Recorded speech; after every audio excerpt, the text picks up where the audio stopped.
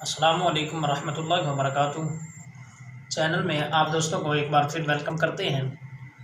تو اس سے پہلے ہم نے طہارت کے بارے میں پڑھا ہے، تو یہ پانی کی بارے میں ایک بیان رہتا تھا کہ کس پانی سے ہم طہارت کر سکتے ہیں، ایسا کون سا پانی ہے جو نجاست کو دور کر سکتا ہے، نجاست کو زائل کر سکتا ہے۔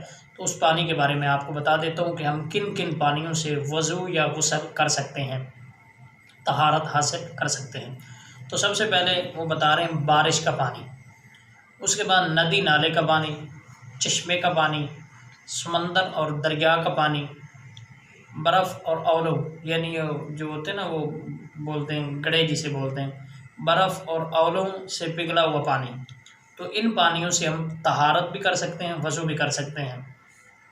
اس کے بعد پانی کی چند مسائل وہ درج ذیل بتا رہے ہیں۔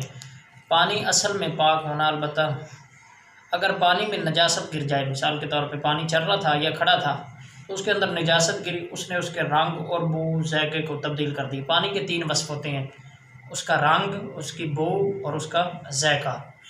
تو پانی کے یہ 3 وصف ہیں، رنگ، بو، ذائقہ تبدیل ہو جائے پانی ناپاک ہو جائے گا، یعنی اس میں نجاست گری تو نجاست اتنی ہیوی تھی، اتنی گاڑی تھی کہ اس نے اس کے رنگ کو بھی چینج کر دیا، اس نے اس کے ذائقے کو بھی چینج کر دیا، اس کی خوشبو کو بھی چینج کر دیا، تو وہ پانی ناپاک ہو جائے گا۔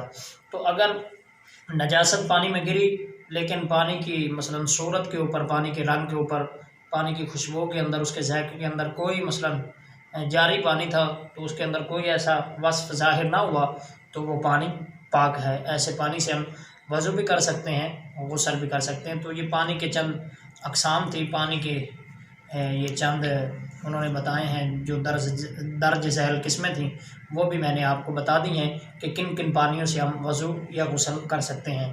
تو یہ اسلامی چینل ہے، آپ اسے لائک بھی کیا کریں، سبسکرائب بھی کیا کریں، چینل کو لائک بھی کیا کریں، سبسکرائب بھی کیا کریں، ویڈیو کو شیئر بھی کیا کریں دوستوں کے ساتھ۔ تو اللہ پاک آپ کو عزتیں عطا فرمائے، آمین بجاہ النبی امین۔ السلام علیکم ورحمۃ اللہ وبرکاتہ۔